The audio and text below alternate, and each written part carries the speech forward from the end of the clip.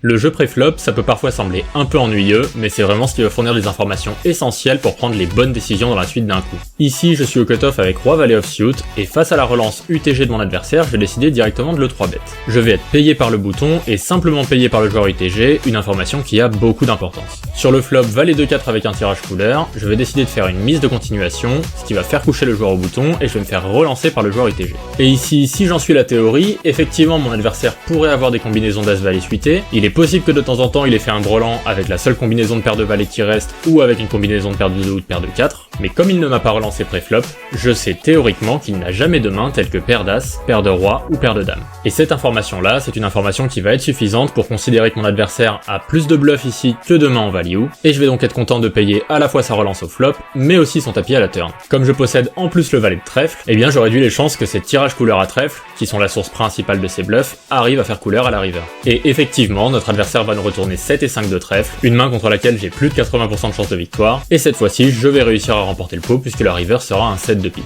Mais ce qui a rendu ce call beaucoup plus facile, c'est avant tout de s'être bien souvenu de l'action préflop, et donc de deviner grâce à ça qu'il n'avait pas dans sa range certaines mains qui me battaient à coup sûr. Abonne-toi!